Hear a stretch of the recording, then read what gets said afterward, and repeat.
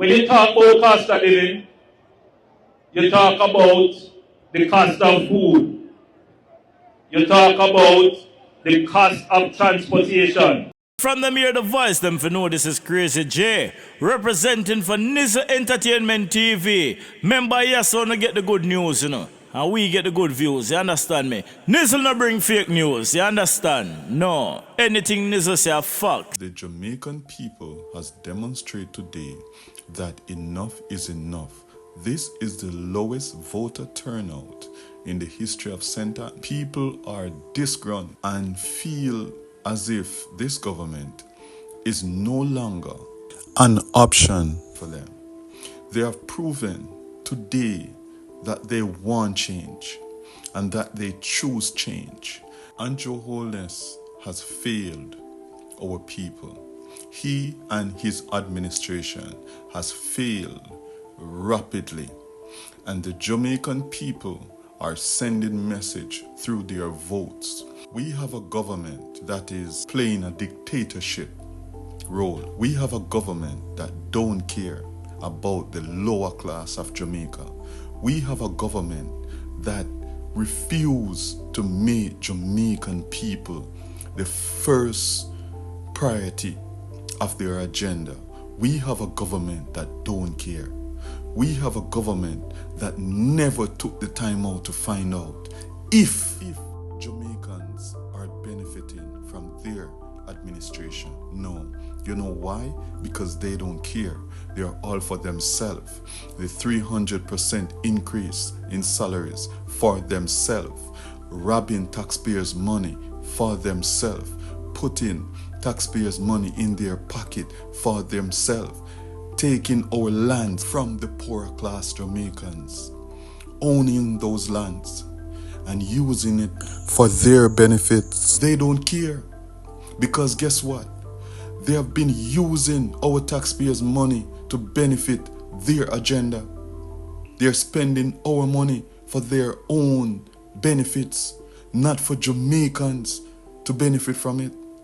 You have a government that are taking money out of Jamaican purse and put it in their own pockets, making sure that they enrich themselves before they depart office. You have a government, an administration that know that illicit enrichment is happening among themselves, within the parliament, within their administration, but yet still they come out defending the prime minister.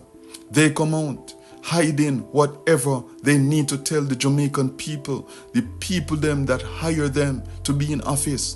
They are withholding information from the person them will hire them to be in office. This is a government that don't care. And every well-thinking Jamaicans out there should be concerned.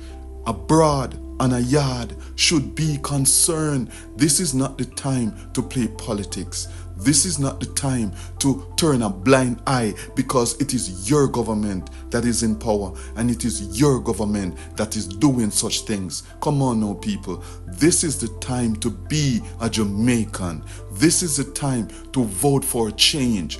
And the people them in Northeast sentence, he's sending a clear message that they want a general election.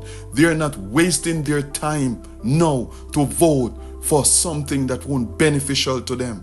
They want to vote for a cause. They want to vote for change. They want to vote for a better governance. They want to vote for integrity. They want to vote for peace and prosperity, the real one, not the one that was promising in the last two campaigning general election. They want the real prosperity to preserve over the nation, and for their kids and grandkids and great-grand can benefit from the administration that make it possible for all Jamaicans to benefit a year in office from the year. This is not the time to be on a bandwagonist either. This is the time to be a Jamaican and vote for change. I see Andrew Holness addressing his party fellows at a party meeting campaigning for Matthew Samuda for the Northeast St. Anne's constituency. And he is in that meeting describing the negative impact of his administration. He's talking as if his administration has been doing good and they want to improve on the good. Like he's in a world of delusional.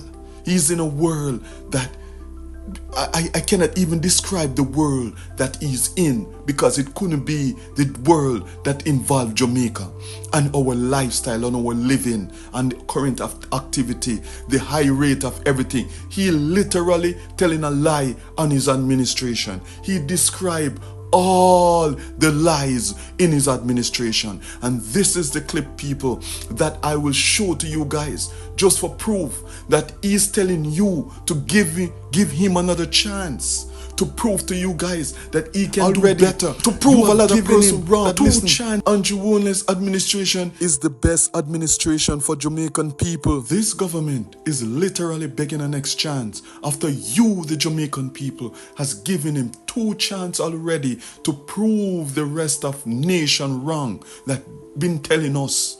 I've been telling you guys that, listen, this is the wrong administration for you guys. This is the wrong government. They don't mean you no good. So you need to not vote for them, but you literally vote these individuals in to prove those propaganda and to prove those persons wrong. And this government has not delivered. They are not delivering any form of progress over the past 9 years that you requires from them. So now is not the time to play politics. Now is the time to be a Jamaican and vote for change. Listen as I play this clip to give you an example of the lies that this man continuously telling to the Jamaican people.